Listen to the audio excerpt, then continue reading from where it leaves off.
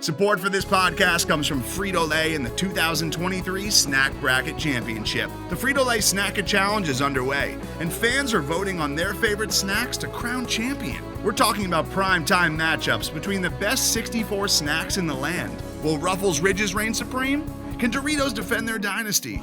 Or will Smart Food use their smarts for a surprise upset? Only you can decide.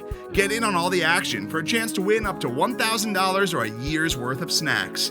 Let your snacks be heard. Just go to fritolaysnacket.sbnation.com to vote and enter for a chance to win. No purchase necessary. Sweepstakes ends April 3rd, 2023. Void where prohibited. Year's worth of snacks awarded in the form of 52 coupons, each good for one bag of chips. See official rules at fritolaysnacket.sbnation.com. The Black and Gold Banneret Podcast is brought to you by Orlando Homes Express, brokered by eXp Realty, proudly serving Orange, Seminole, and Lake counties. Call 407-790-9957 or visit WeSellOrlando.net.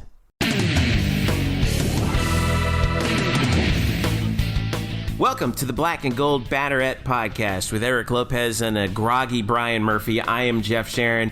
We're still all recovering from one of the busiest Wednesdays ever in, I don't know, such as the spring equinox when you're talking about the spring sports equinox, when you're talking about UCF with basketball getting the win in South Florida, baseball getting the win up in Gainesville. We got national awards for women's basketball. We got women's tennis beating Florida. We got all kinds of stuff to talk about in this show. I'll start with you, Murph. Are you how you feeling? Did you have your coffee all set? Tampa.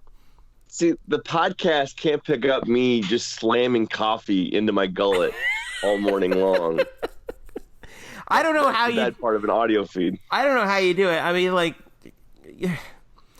the game was. It's not that hard, Jeff. You go to you work. No, I get that. Like, I used to do that, but now, like, well, I have a totally different situation with, like, these two kids that actually occasionally keep me up at night. But Lopez, you actually had a busy weekend yourself with all these softball games that you've been doing.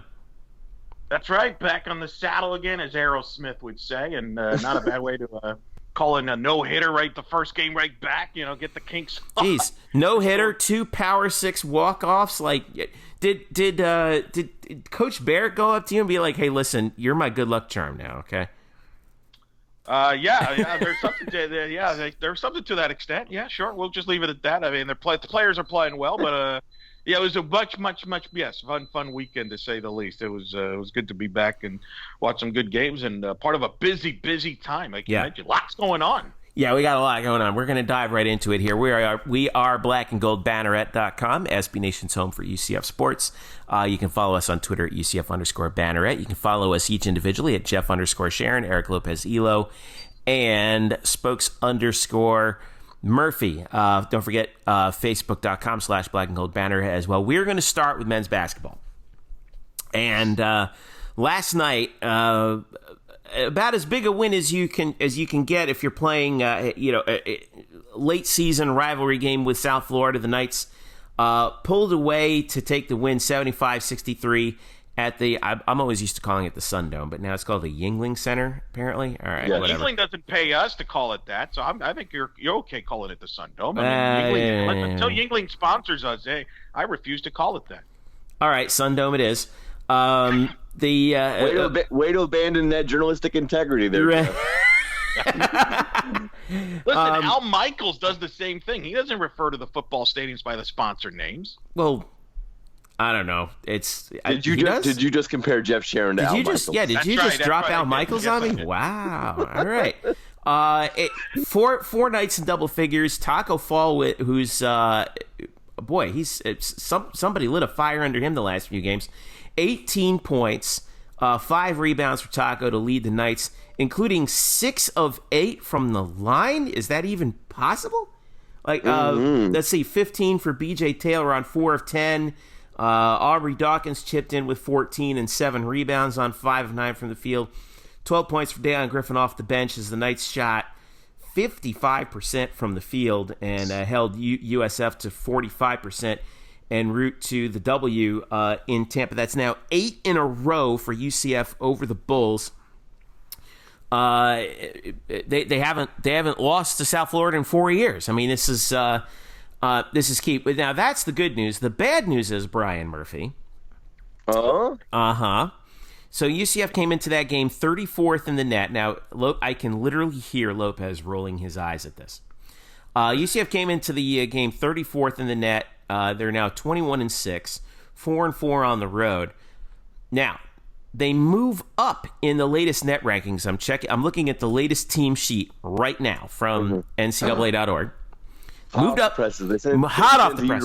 Moved up 3 spots to 31. However, the loss by South Florida at home dropped them from a quadrant 1 team for UCF to a quadrant 2 team. They actually fell out of. Yeah, I know.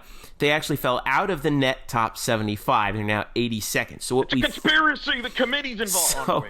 So what we thought was a quadrant 1 win is not any longer a quadrant 1 win, and UCF still remains 0-3 in their quadrant 1 games, with 3 of them allegedly coming up in their final 3 games. How quickly are you going to tell me to put away that panic button? Wait, are you panicking? Well, I mean, I'm not panicking, but no, dadgummit. I mean, they. No, I know. You know, we had to guess like, well, if UCF won, what was this going to do to USF's net ranking? Because they were on the edge between quad 1 and quad 2. You got to be in the top 75 for a road game. I think they were right at 75. If not, they were like 74. They were at 70. They were at 72. Oh, 72. You're right. Okay. What's interesting is, like, so on Saturday they were at 76. Then they lost to Houston by 12, and they moved up to 72. So I'm not exactly sure what goes all into this, and I'm not sure why they dropped 10 spots after losing a game which they were home underdogs anyway. I will say this: if you want to worry about getting that quad 1 win back, USF has 3 pretty winnable games remaining, with at UConn without Jalen Adams, Tulane, who you could play them on Mars and beat them by 30, and SMU at home. So if USF wins each of those 3 games, I think they can. Then they probably move back up to top 75. We'll see. The fact is, it's still it's a quality win. I think it's their 7th. At least they're 7th in the quad 2. I think they're 7-2 in the quadrant 2. I don't think it changes the equation for UCF in these last 3 games anyway. We said going in that UCF, if they want to feel pretty good going into the conference tournament, they probably need to go 3-1 in these final 4. And now they need to go 2-1, and if they win 2 out of the next 3, I think the goal is attained. Nothing really changes.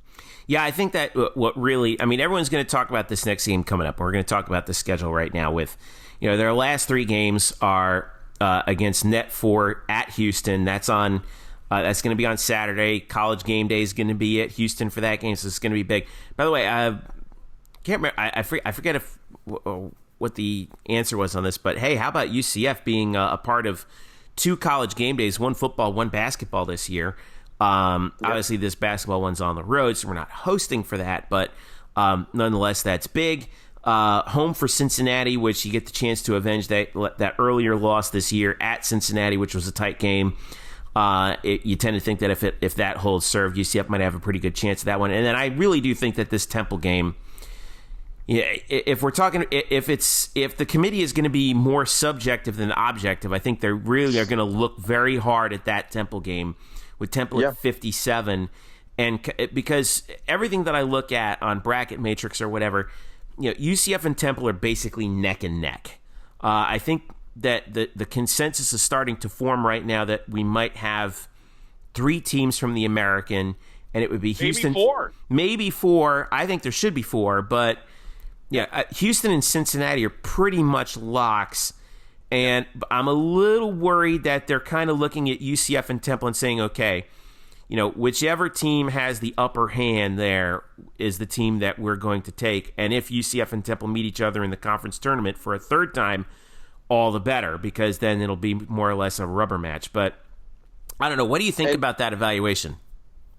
Well, it's a good one. I mean, yeah, not to get too far ahead of ourselves, but that Temple game could serve as a double whammy to the loser, because if things play out the way I think they will, the loser of that game, UCF Temple, probably ends up as the 4 seed in the conference tournament, with Memphis most likely being the 5 seed, and that means you would get a second round matchup with Memphis in their home building as a neutral court game, quote unquote, right, in the conference tournament. So really, and Memphis is it's so hard to beat in that building. So it's a double whammy. Not only do you need to win to show that you're better than them, but you want to stay away from Memphis' side of the bracket in the conference tournament.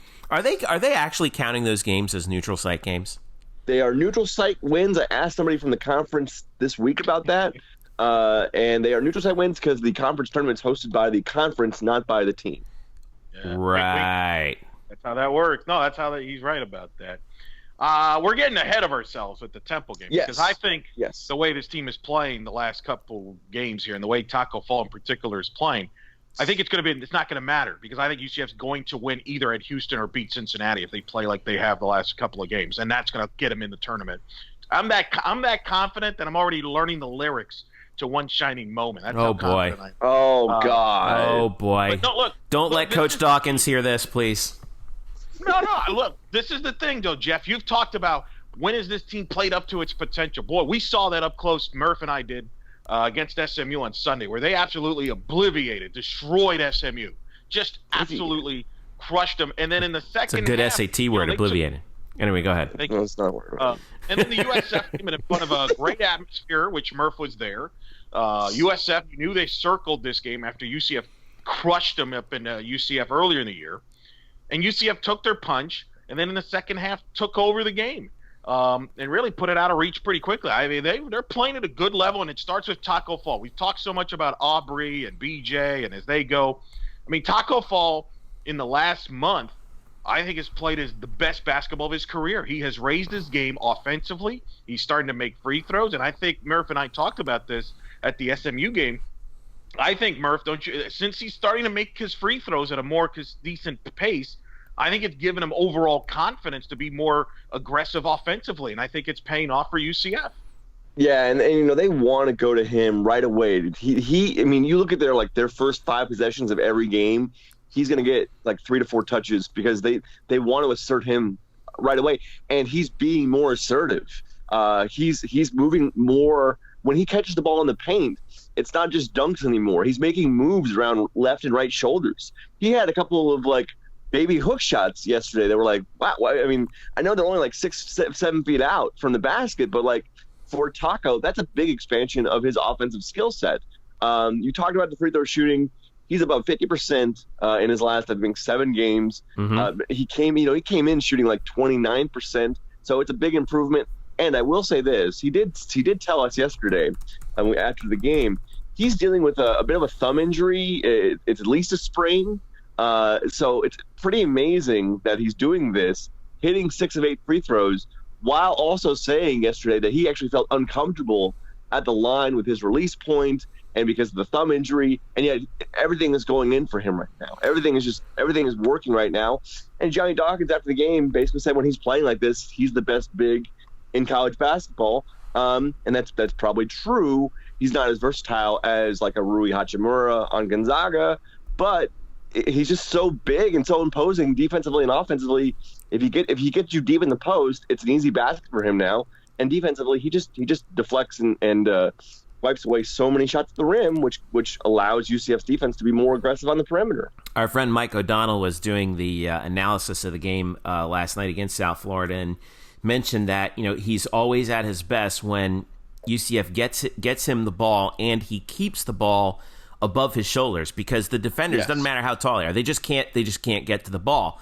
And and I think the key for him is going to be, is he able to handle the ball cleanly in the low post?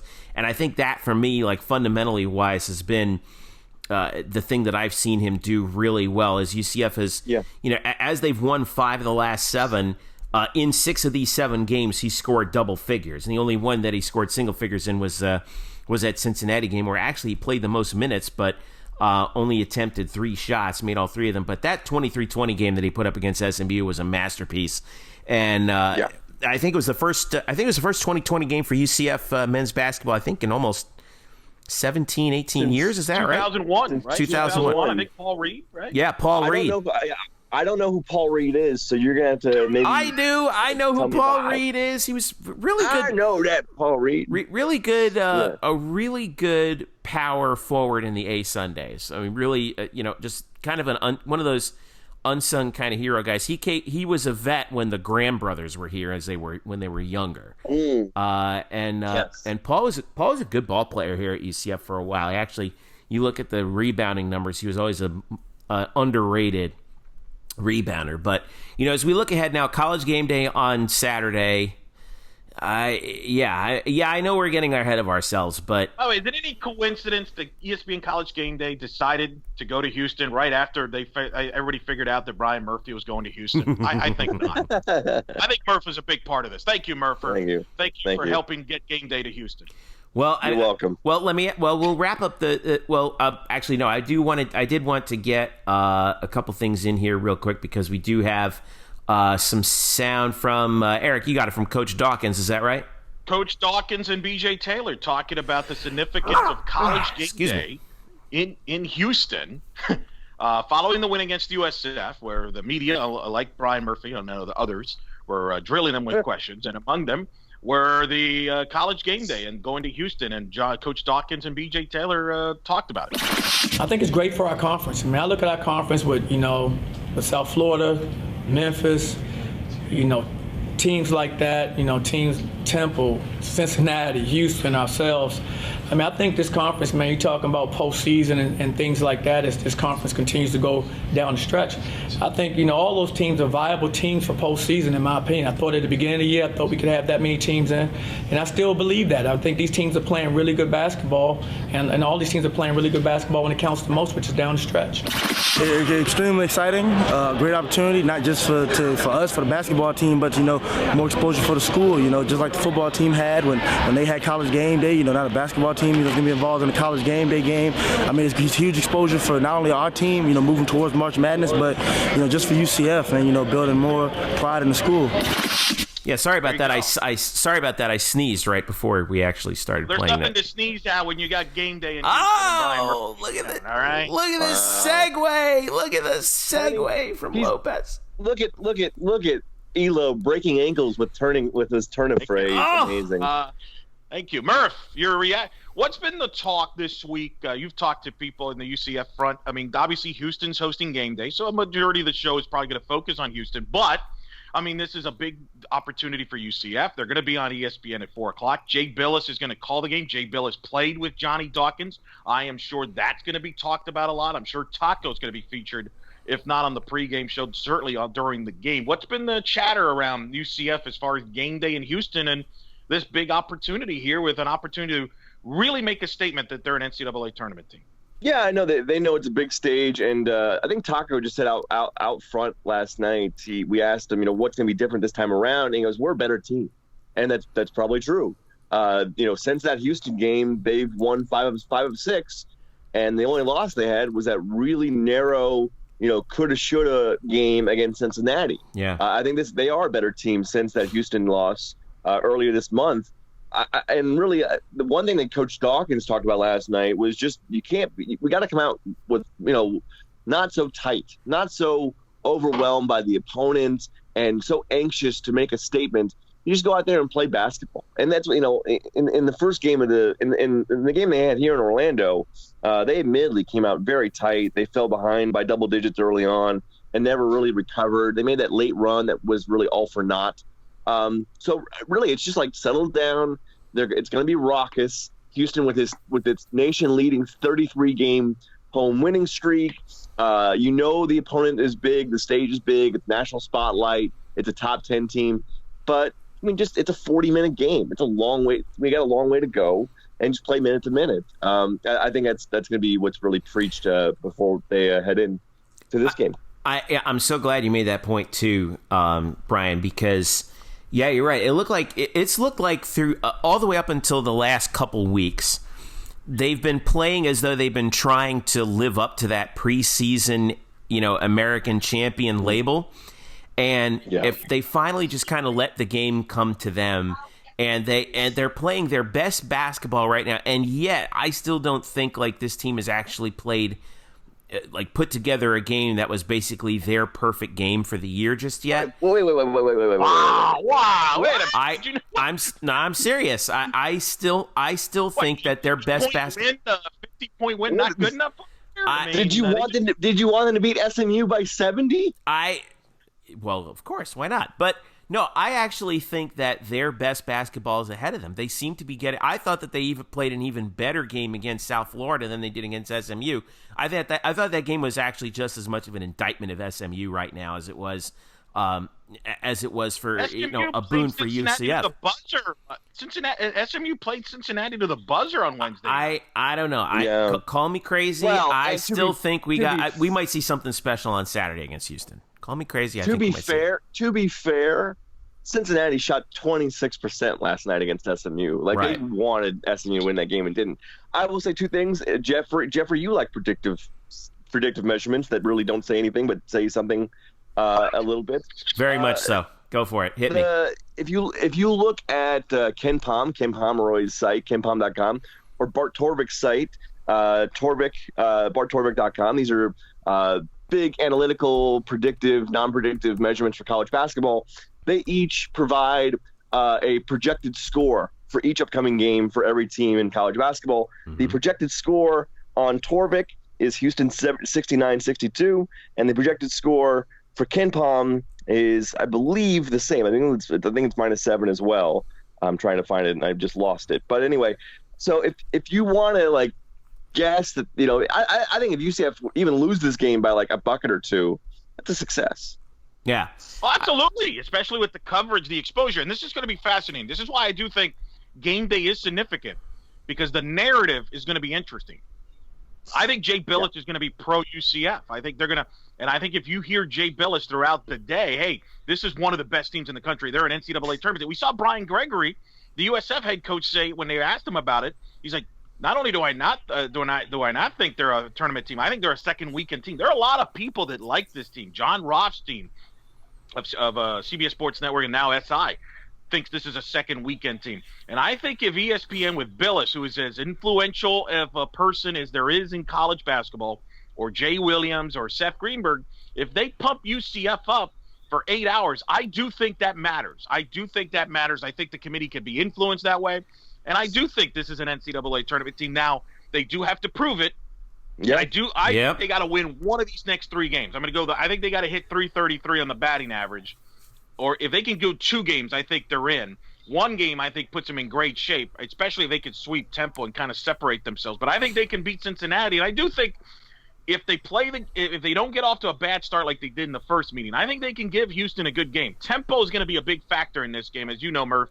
Houston wants to go up and down the court. UCF can't get into a track meet with Houston. They won't win that game. They've got to play this half court. Yeah, I don't know. I mean, Houston really isn't a really high, fast-paced team. They're not Memphis. They're not UConn.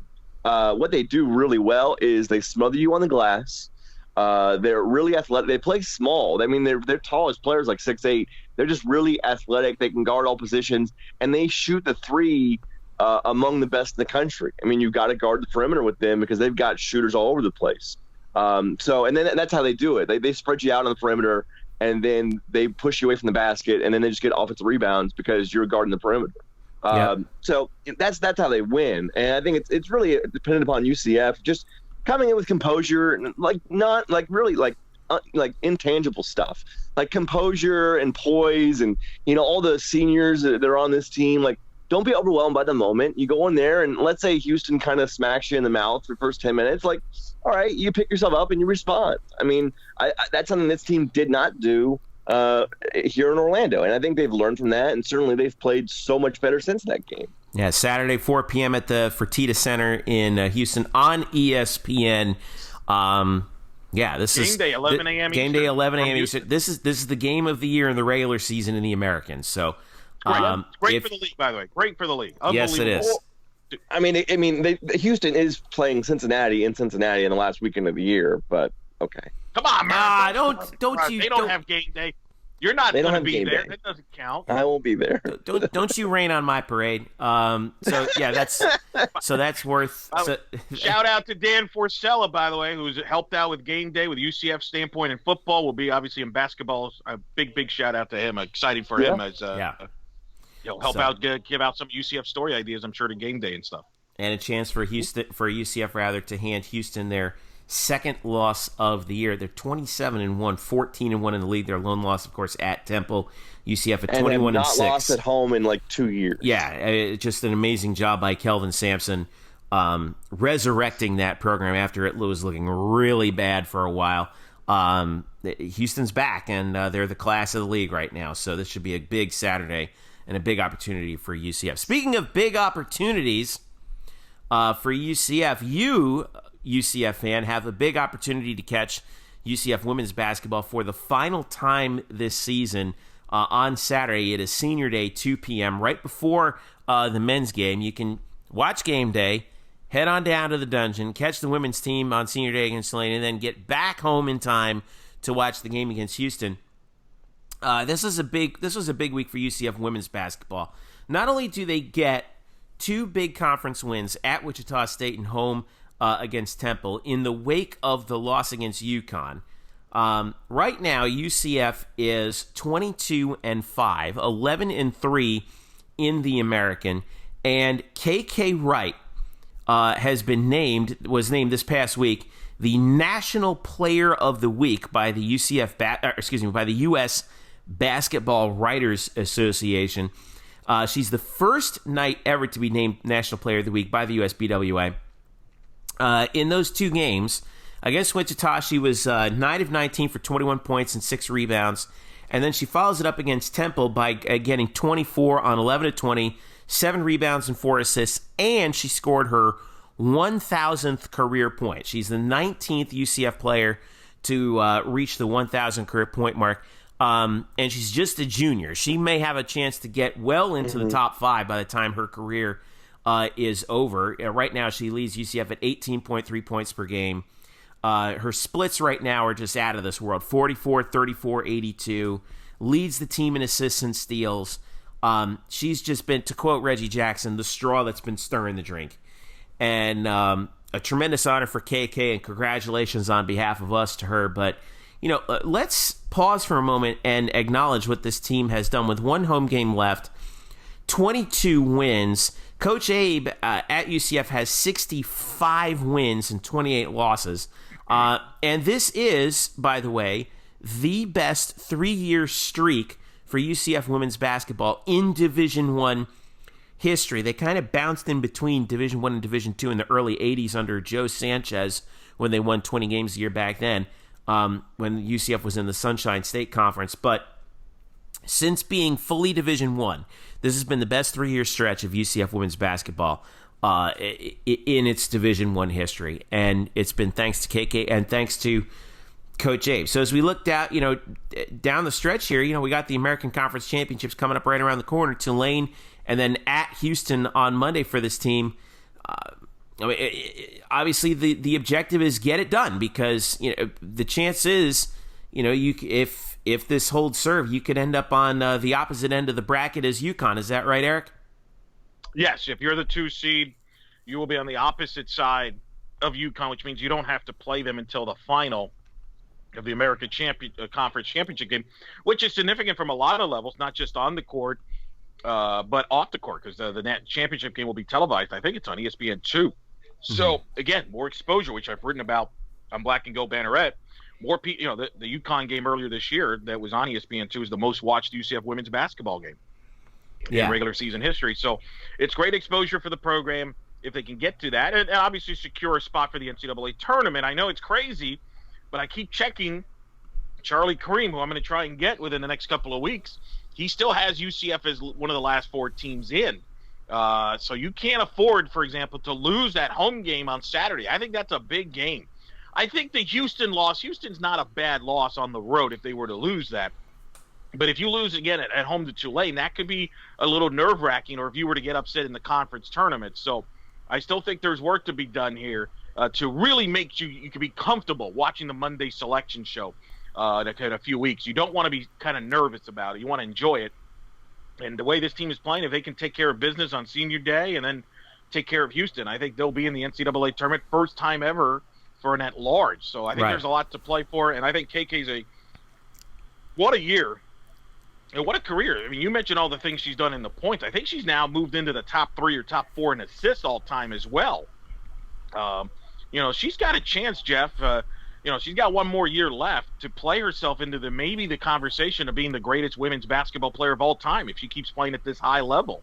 And certainly to get that national award. Anytime you have Ann Meyer's name in it, that's a huge deal. Yeah. And so congrats to her, and congrats to Megan, the SID, who obviously was in softball when Shelby Turnier was a top 10 player of the year finalist. I think Vera Veras was a national award winner as well. So that's a pretty good trifecta to have.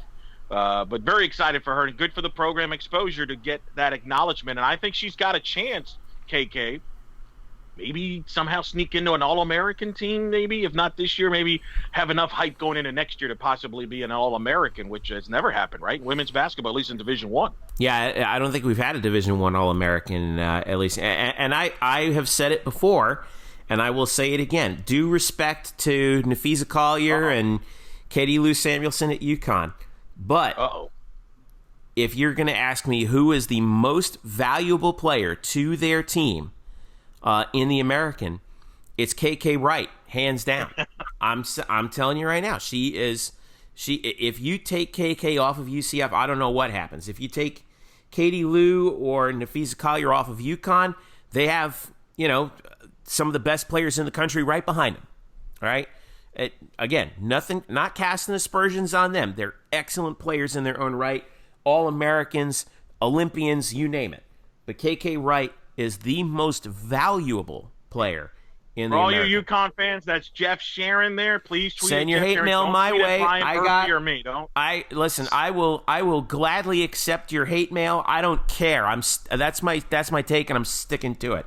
I will say, I will actually chime in here and say I tried to pose that question to Coach Abe. She wanted no part of it, and she did not want that question at all. Well, to be fair, that was before the UConn game. Is that right?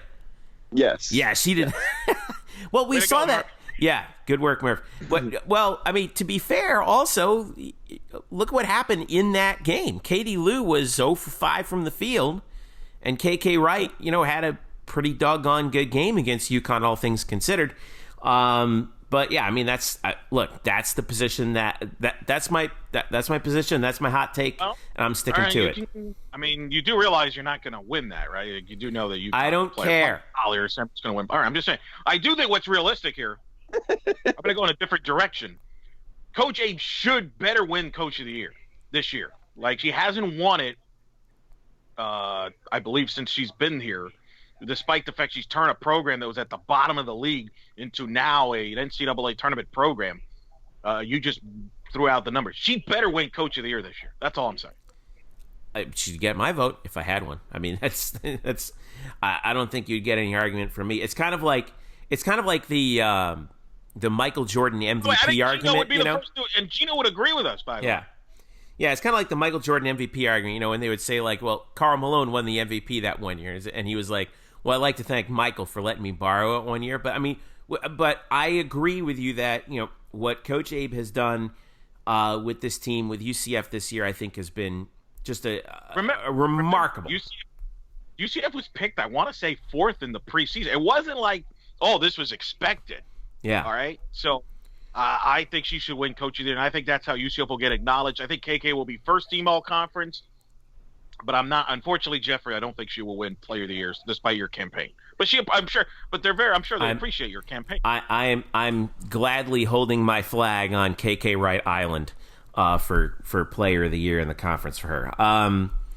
Chances to get to 25 wins. I think that's the magic number for UCF women's basketball. If you can get to 25 wins, that will get you. I think that should get you that at-large bid. Of course, if they beat UConn in the final, hey.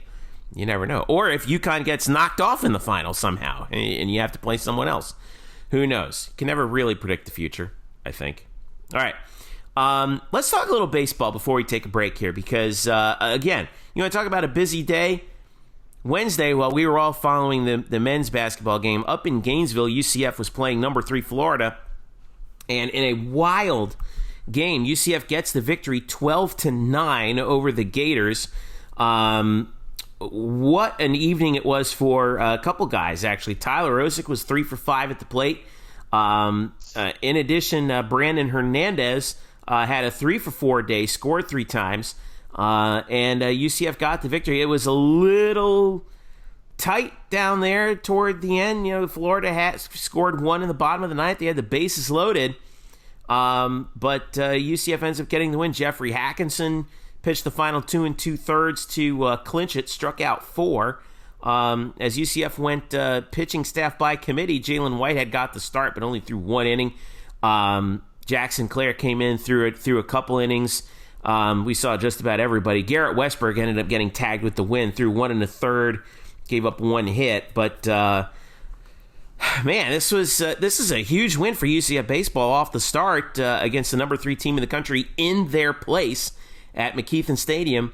Murph, you were following it. You had one eye on that, one eye on the basketball game Yes. that you were at, as we all did. I mean, it was... I had a decision. I had a decision to make yesterday. Do I go north up I-75 or south down I-4? Yeah. South. Well, there's there's at one point there's this intersection, right? But go ahead, Alex. What's great about it is the baseball game started an hour earlier and yet finished basically an hour later right. than the basketball game. Yeah. So you saved yourself time, Murph, by your decision to go to Tampa. Thank you. Yeah. Shorter drive anyway, I think, too. But that wasn't the only story that came out from UCF and Florida. Murph, you've got a story up right now on the site about the future of the UCF Florida baseball series being in limbo, according to Greg Lovelady. We'll play the audio in a minute. Yeah, which we will. But okay, what's going on here? Now these two teams, who, by the way, we've been treated to some great baseball between these two teams for years now, and now obviously we know what the narrative's going to be. Oh, Florida's getting ready to duck UCF again, this time in a different sport. What's the deal with this now? Yeah, UCF has got matchups scheduled ahead for future years with Florida State, Miami, Stetson and whatever. But they actually do not have Florida on their schedule again for the foreseeable future. There have been a little discussions about when they're going to play next, but really it comes down to, according to Coach Lovelady. So again, consider your source. I have no idea what the Gators are demanding, but according to Coach Love, he's saying that they really just don't want to play in Orlando much. The Gators, I know this is a novel idea for UCF fans, but the Gators don't want to come and play at UCF. Shocker. I'm having these weird flashbacks. I said, when he said that, he said, it doesn't seem like they're too interested in coming here much. I didn't know if that was like Josh Heupel or Danny White or Greg Lovelady. It was like, or Sam Unger. Spun all around. Or Sam Unger. Good way to get in the sponsor. Right. Solid job. And I feel like, I don't, again, Lovelady said before the game, or actually on Tuesday, that he would talk about this with Gators manager Kevin O'Sullivan. I don't know what those discussions were like. I will ask him today. I'm going to head out to practice in a couple hours here and see if any headway's been made. But I have to imagine, given the uncertainty of this series and the fact that UCF has won the last 4 now, that this one in particular had to feel especially sweet, knowing that this one could be the last one for a while. Yeah, we'll play you up in your place and beat you there too. The narratives just kind of write themselves at this point from this. Let's go ahead and play that audio from Greg Lovelady right here. It seems as though that they're not too interested in playing here very much. So I think on our end, it puts, in my mind, it puts the series in limbo. Like I'm not really interested in playing with being so close and stuff. I'm not really interested in playing. Never at our place. I'm not I mean, I'm interested in anything that they want to propose, but I'm definitely not interested in never playing here again or not, playing here once every 5 or 10 years. Like, I'm not into that. So we really haven't got into too much discussions past this year.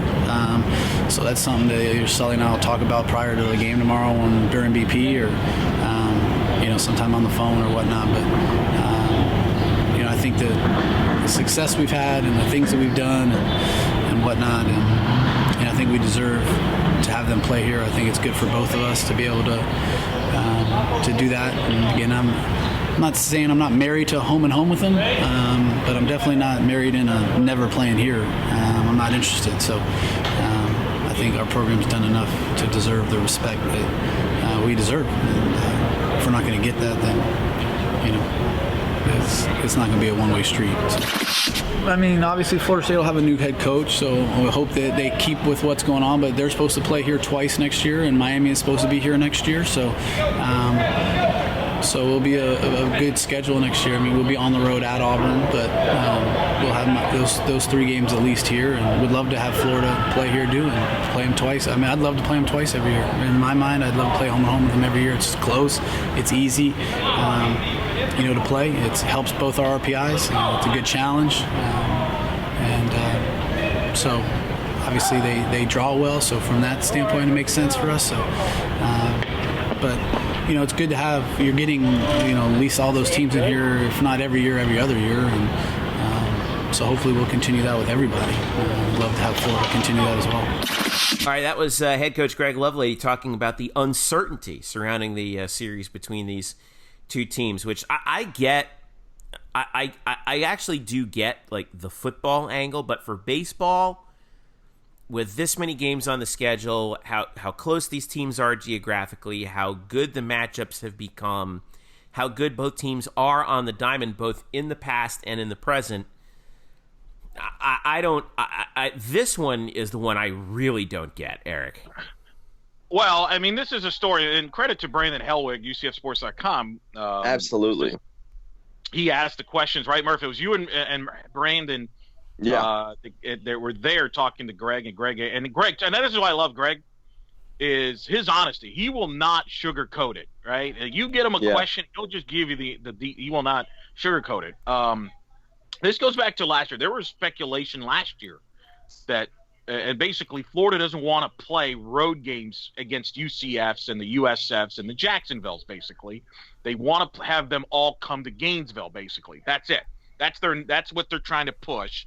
They're not the only SEC school, by the way, that's trying to do this. LSU's trying to do the same thing, ironically, in Louisiana on this. And UCF, and I agree 100% with everything Greg said there, UCF should not do it. There's plenty of quality games that they could replace Florida with. And I think I'm calling out the media now, the local media and the state media, that pampers to this Florida department and calls them out. Because Florida doesn't play anybody in football. They don't play anybody in men's basketball. Look at the state. The only team they play in the state, if you look at the Florida basketball schedule over the years, is basically Florida State. Because they have to. They don't play Miami. They don't play UCF. They don't play USF. They don't want to play anybody in baseball. It's just enough is enough. Like, the sports is about competition, not about, hey, we want to do this on our terms. And who the hell is Florida to talk? They're the state of the university. They're this big university state that's underachieved. They haven't done anything in football until Steve Spurrier got there, and their arrogance is just idiotic.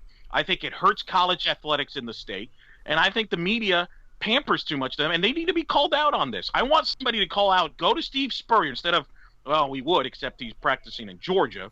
But call out to Steve Spurrier and someone's asked Steve, hey, Steve, how come your alma mater doesn't want to play anybody? I want to see his answer.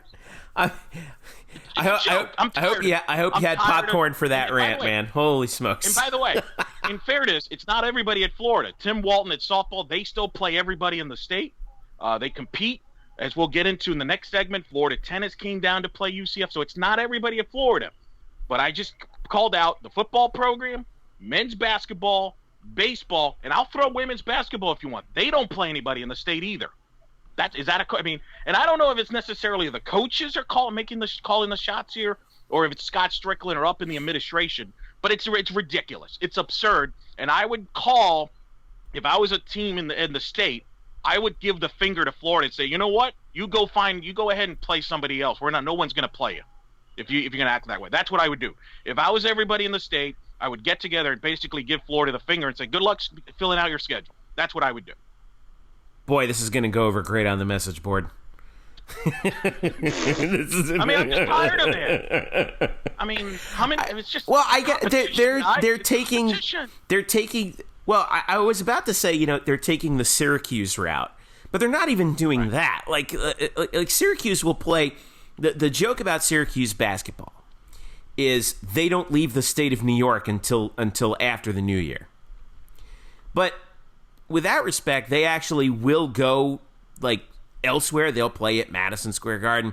They'll play, occasionally they've gone out to, the Maui Invitational or some of those other places. But but Florida's we won't even go to your place in the state of Florida. You come here.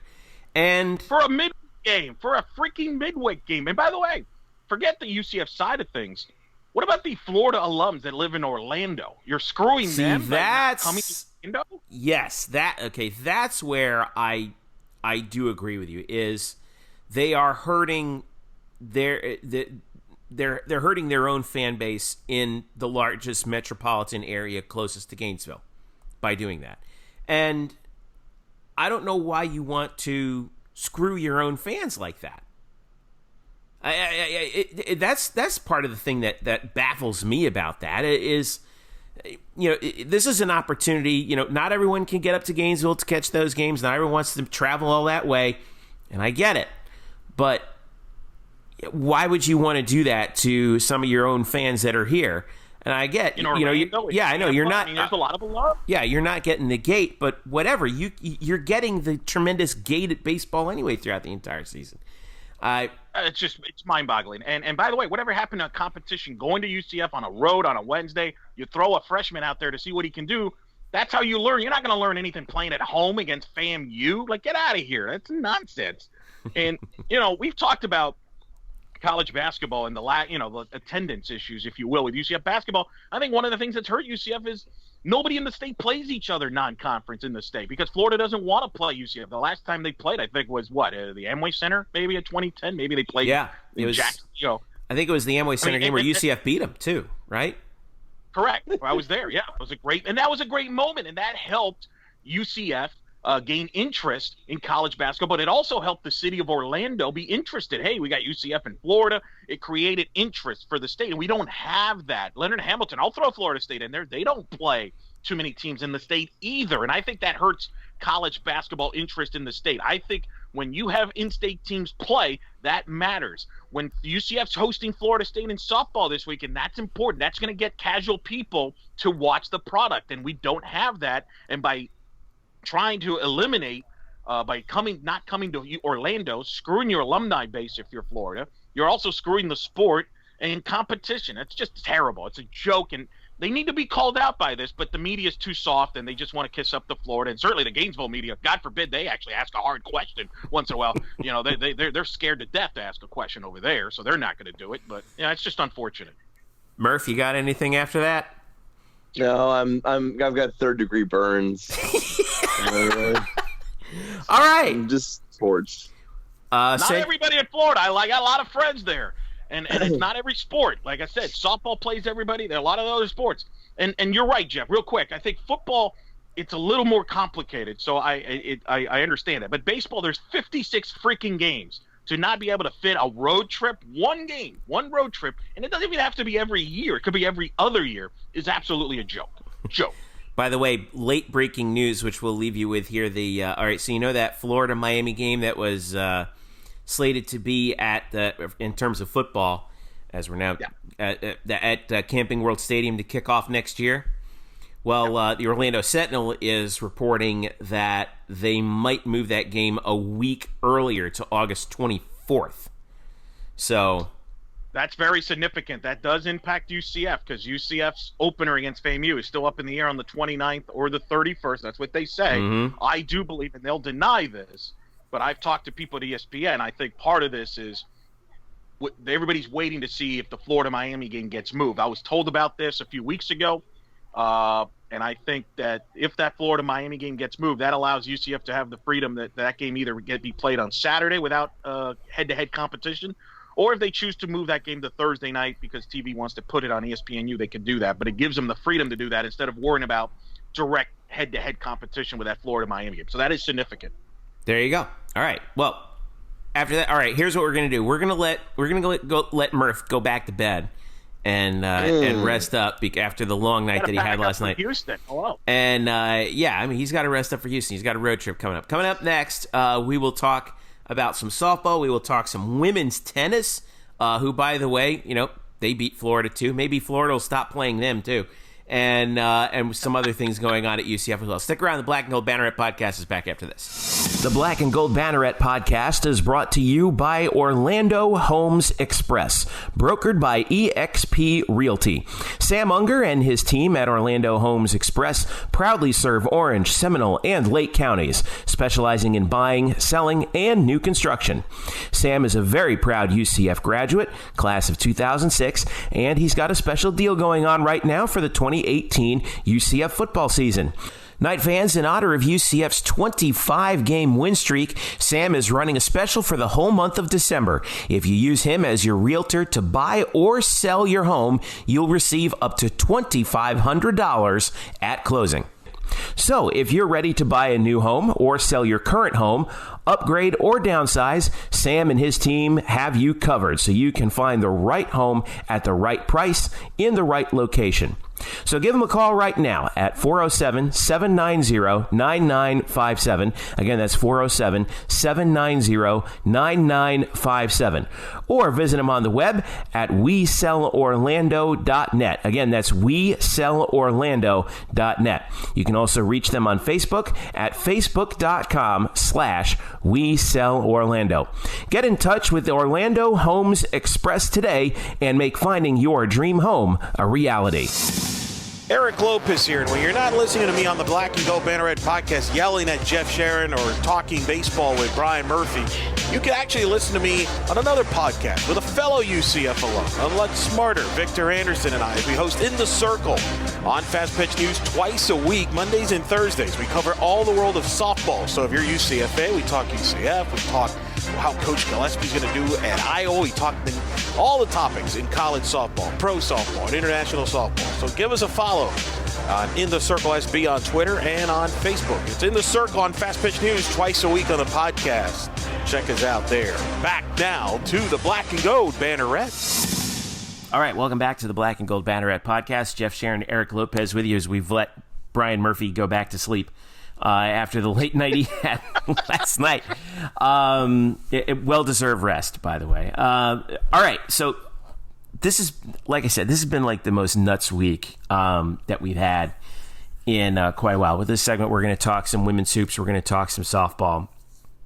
But I want to start with UCF women's tennis.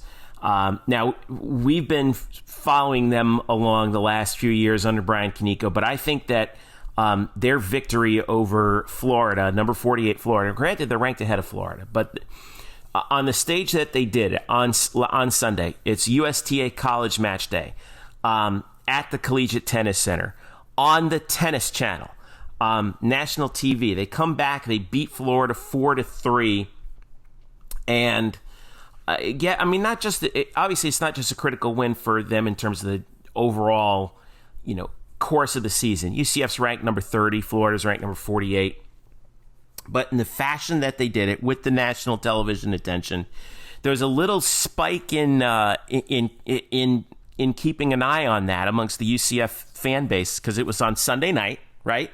And yep.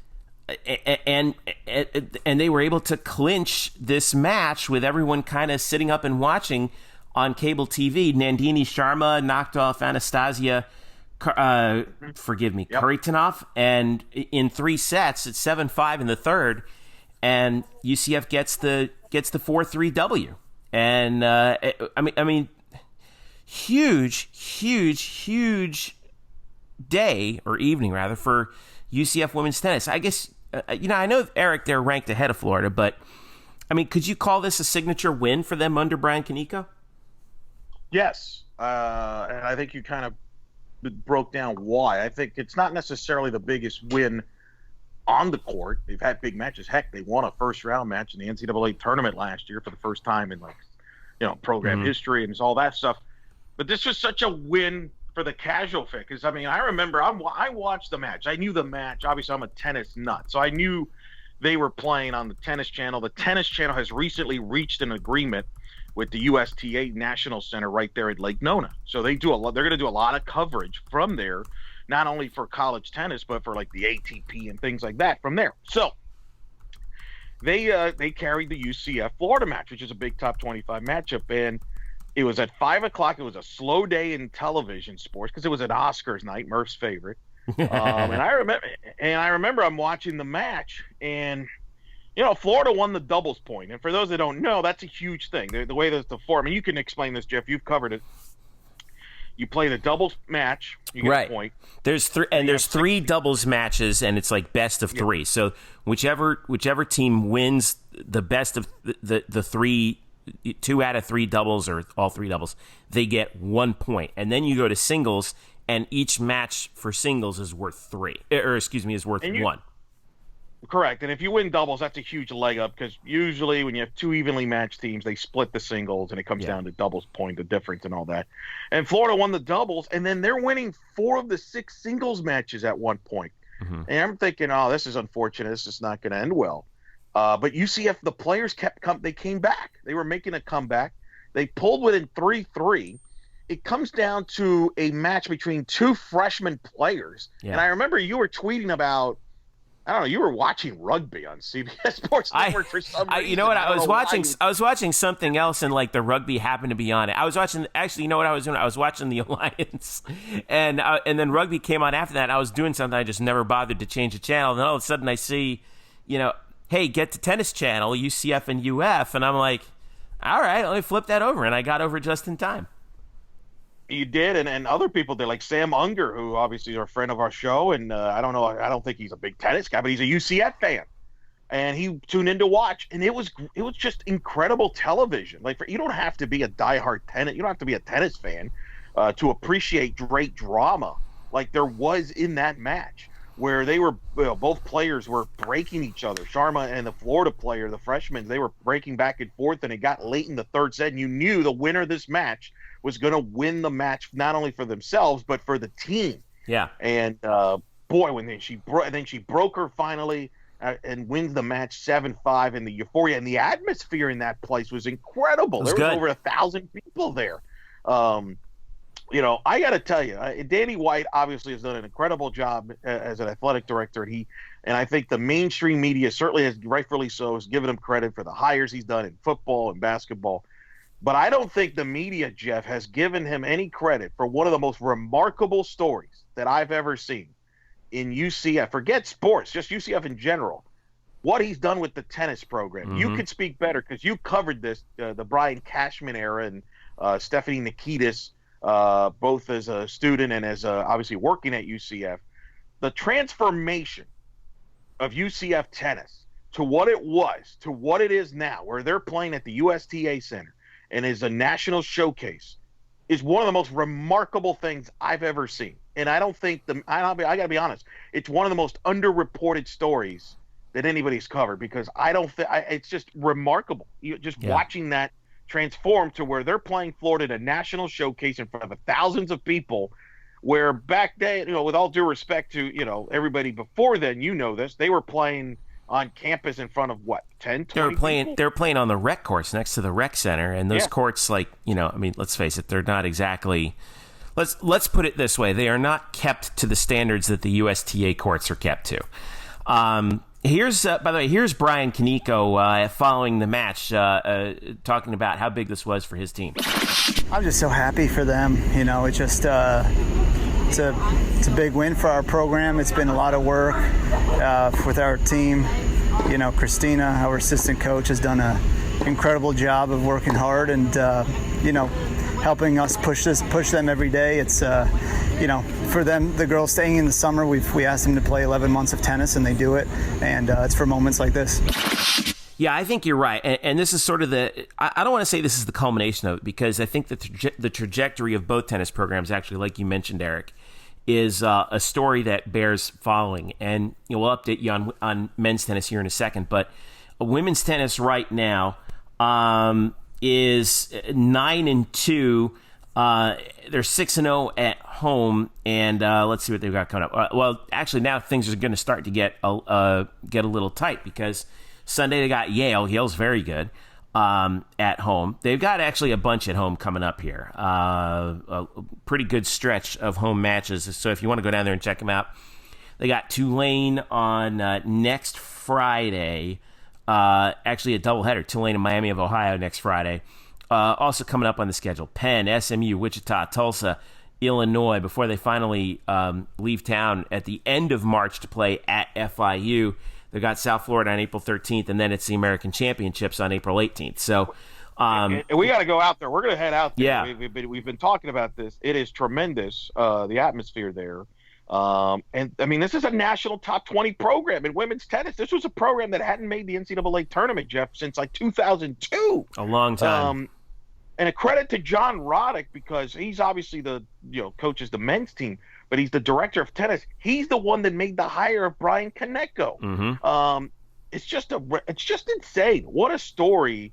What a great business move for UCF to enhance their tennis program, being involved with USTA tennis.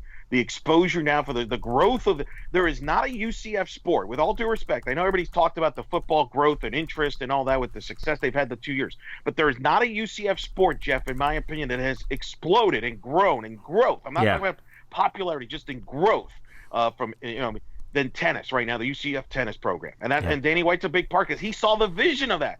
Nobody saw that. Nobody saw that coming when he hired John Roddick to run the tennis program. Everybody thought was blown away by it.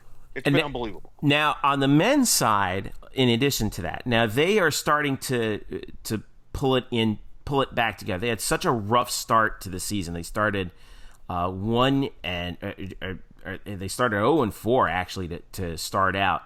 But since then, they've won 3 out of 4. Their only loss was at Michigan. They won both matches that they played on Sunday at UAB, and they also played Samford same day. Played them doubleheader and swept them both times, 4-0. They've got a double dip against Bethune-Cookman coming up on this Friday, 10 a.m. and 2:30 p.m. at home. So that that could get them back to 500 at 5-5. Now, bear in mind, their whole thing is going to be strength of schedule, the men's team. Because now coming up, we have another college match day on Sunday, March the 3rd for the men. UCF is playing number 29 Miami at 5:30. That's also going to be on the tennis channel. Yes, that will be on the tennis channel. So it's worth checking out. Sunday at 5:30, UCF and Miami. Miami's ranked, like I said, number 29 in the country. Then home for Tulane, home for Penn State, home for Wake Forest, home for Virginia, home for Texas Tech, home for South Alabama, Oklahoma State, Illinois, FAU. He does not duck anybody. No, man, But like, you got to do that, man. It's like if there was an RPI for men's tennis, John Roddick is like is lighting it on fire with this schedule. Their only road match the rest of the way is at South Florida on Sunday, April 14th, and they're back home for Memphis, and then their championships are on the 18th. But man, this was murderer's row. I mean, but if they do what they're supposed to do, they're going to be right back to where they were. In fact, maybe a little bit ahead of the pace from last year, no? Yes. And I think that's the method behind the madness, right, if you will. I'll say it's madness. There you go. And then they're peaking at the right time, you hope, from this standpoint. And again, this is where having that USTA center is huge, because it's the gold mine right now for college tennis. So every major program wants to play in that facility, because people don't realize this. A lot of the pro players in the ATP and the WTA play there, practice there in the off season. Mm-hmm. The Tennis Channel just recently reached an agreement with the USTA Center there to carry programming from there. They have built a set there. So they actually, and if you watch the women's tennis coverage, they were also covering the Delray Beach final from there. That's what they're doing, because they have a set in LA where they do a lot of their coverage. because they remote broadcast. Well, they're going to do remote broadcast from right there in Lake Nona, and this helps from a scheduling standpoint. Some of those teams you mentioned, Jeff, there's no way UCF would have ever been able to play them at home under the old premise at the rec center. But that's what the USTA Center has brought to them, and it's allowed them to play a national schedule, which is it's allowed them to give them an opportunity to play for the NCAA tournament. It's just and they're hopefully for their sake they're peaking at the right time. We're going to see what they got Sunday on the Tennis Channel against Miami. It's unbelievable. Huge, man, absolutely huge. So keep an eye on UCF tennis as they roll through that schedule. All right, women's hoops. I don't want anyone to think that I. Oh, wait a minute. You know what? I'll save women's hoops for after men's basketball in the first segment because Brian actually got back to me. He's like, I'm up. Everything's okay. So we're going to talk about softball right now. Okay, here we go. 3, 2, 1. All right, softball, Eric Lopez. You want to talk about a weekend, man. 5-0 for UCF softball, beating the likes of Coastal Carolina, Pitt twice, Penn State, and Louisiana Tech. And what a way to do it. Walk off against Coastal Carolina. Walk off run rule against Pitt, an ACC team. And of course, and they get the walk-off win against Penn State as well. But the story was Aaliyah White in that Coastal Carolina game on Friday, the early game that they played in first of a doubleheader. A no-hitter, the first no-hitter for UCF softball since 2015. She goes the distance, obviously, because it was a 1-0 game, so it wasn't one of those run rule no hitters that sometimes you see. She went the full 7, only walked 2, struck out 12, so she was two walks away from a perfect game, and UCF gets the victory. But obviously a historical day, and I believe we have the audio call of that from you, don't we? Yes, we do. All right. Good choice for me to come back, right? I know. What a heck of a way to come back. Here's my final call of the final out, where Aaliyah White throws her first career no-hitter with a career-high 12 strikeouts, beating Coastal Carolina. And then my conversation with Aaliyah White after the day on that Friday, talking about the historic no-hitter, where she joins the likes of Shelby Turnier, Mackenzie Otis, Allison Kime, some of the greats. 17th no-hitter in UCF softball history. First pitch. Popped up. This could do it. Aubrey Johnson under it. Makes the catch. And Aaliyah White joins the pantheon of Allison Kime, Mackenzie Otis, and Shelby Turnier and throws her first career no-hitter. First no-hitter in Knights softball in 4 years. And the Knights win it 1-0 behind Aaliyah White's first career no-hitter and a career-high 12 strikeouts. All right, you just threw your first no-hitter here. You become first no-hitter since Mackenzie Otis threw a no-hitter here in 2015. You're the third UCF pitcher to ever throw a no-hitter on this field, and you did it with your career-high 12 strikeouts. Outside of that, how did you feel? The no-hitter felt great. Like I said, Coach Bear and Coach Kinder called some great pitches and knew what to attack with the hitters, and really just trusting my spin and hitting my spots and attacking the batters. When did you know that you had a no-hitter? Did you notice at any point during the game? I did know that I had a no-hitter, but I knew I just had to stick to my routine and go pitch by pitch and spin by spin. Your stuff looked good at Electra. You were overpowering their hitters. Did you just feel good from the get-go? I mean, was it one of those days? Did you feel it like you had a good day was coming? Actually, my bullpen was a little interesting. I just kind of was like, I got spin today, coach. Like, there wasn't really anything. I just knew hit my spots, keep it going, and I knew my adrenaline would get me there. Take me through that last out when Aubrey gets just a pop-up and you get the no-hitter and the team celebrates with you there. Aubrey's last out was great. I knew she was going to catch it, and just that feeling of coming into them and them all hitting my heads was great. It was a good team win, and knowing that they always are there for you, cheering for you. You've heard Mackenzie Otis. You know who they are. They're Shelby Turnier. You're now in that list, Allison Kime, among pitchers here to throw a no-hitter. I know you like to think about the next game, but that's got to mean a lot to you that you're now in that list. I'm absolutely honored to be in the list with them. They're great pitchers, and I just hope that I can follow in their footsteps. There's Aaliyah White. It was a conversation Friday night after her first historic no-hitter. She would go on to win the American Conference Pitcher of the Week. duh. Because of course, right.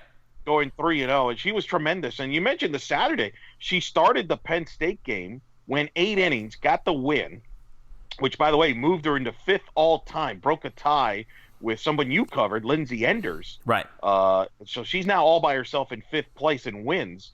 And then right after that against Pittsburgh, she comes into relief 2 batters into the first inning. Stevenson had some illegal pitches issues there that the umpires were picking on her. And so Aaliyah White had to come in, and she threw 7 shutout innings in relief to get the win. Pretty remarkable.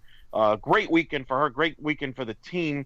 It's the best start they've had after 13 games since 2015, which was a magical year, as you know, when they went 50-9.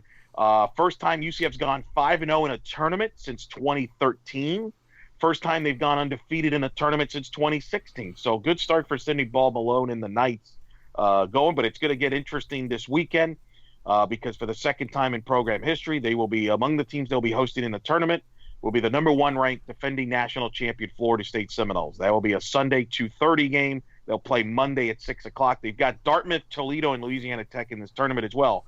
But obviously the casual fans will be interested in the Noles, and we'll see another challenging weekend to see if they continue the growth of this team right now at 9-4. Now, 2 games against the Noles. The first one is considered part of the tournament on Sunday, right? 2:30 p.m. Correct. And then they're playing them again on Monday at 6, but that's not part of the tournament.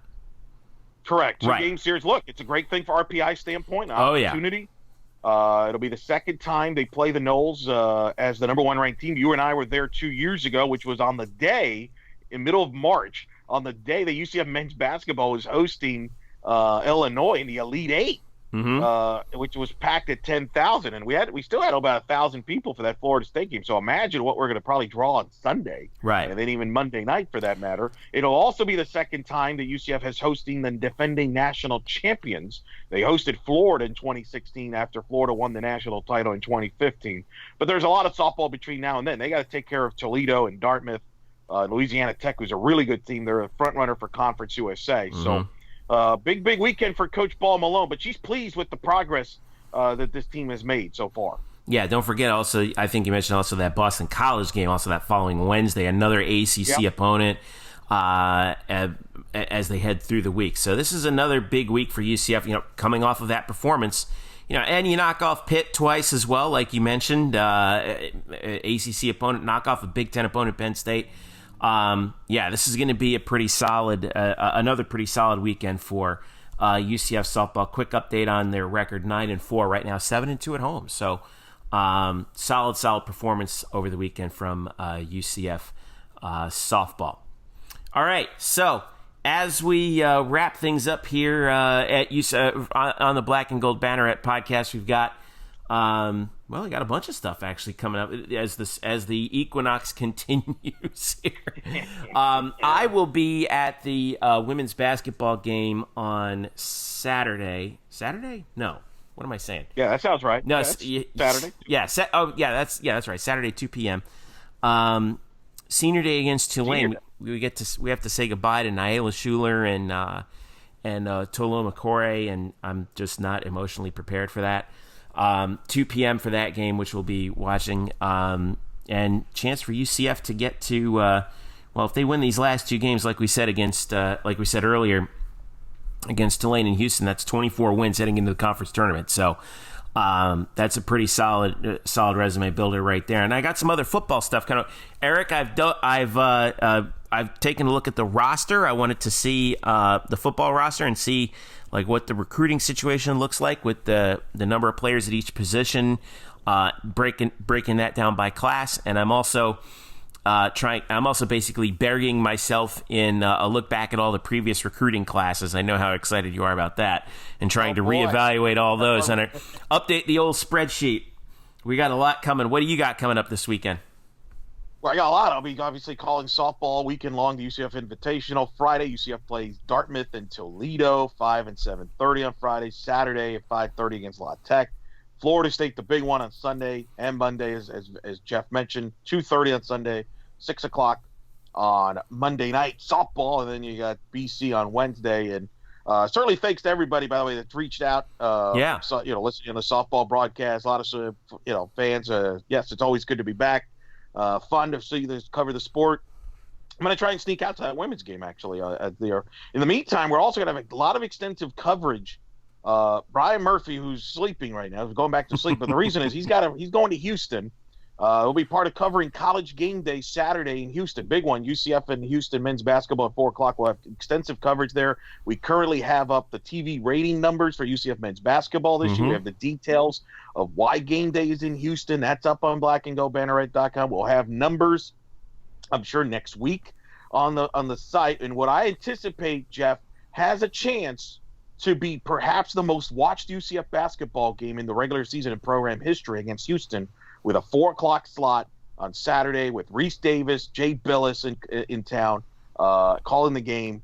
So this is a big moment for the basketball program and for the university there. So we'll be covering that extensively as well. So I'll be working on those things. Plus, working on trying to get an exclusive one-on-one with former UCF soccer great Alini Reyes, who's actually in the States as we speak, part of that She Cup tournament. There's an exhibition tournament that's played international soccer. The She Believes tournament. That's what it's called. Yes. Thank you. The She Believes tournament. And she's part of the Brazilian national team. They play the United States next week in Tampa, actually. And so I'm hoping to get a one-on-one with her in written, perhaps, and as well as on the podcast next week to talk about how things are going. It's a big year for Alini. She's playing professionally in Brazil, in a Brazilian league. They're playing, and she's part of the Brazilian national team. The Women's World Cup takes place this summer in France, and she's going to be a part of that.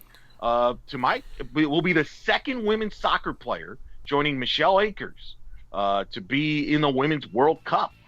So big landmark moment for UCF soccer history here. And Alini Reyes was in the Olympics 2 years ago, so we'll hopefully talk all about that. Hopefully I get a chance to get her in between her hectic schedule. So it should be fun. Yeah, I know. It should be fun. I loved covering Alini when she was at UCF. She was always such a great interview and so gracious and always fun to talk to. So I'm really looking forward to that as well. All right, let's wrap this thing up. For Eric Lopez and a sleeping Brian Murphy, I'm Jeff Sharon. Thank you so much for listening. Make sure you follow us at UCF_Banneret, blackandgoldbanneret.com, where we are SB Nation's home for UCF sports. Also, don't forget to follow us individually at Spokes_Murphy, Jeff_Sharon, and Eric Lopez Elo. For Brian and Eric, I'm Jeff. Thank you so much for listening. This has been the Black and Gold Banneret Podcast. We'll catch you next week.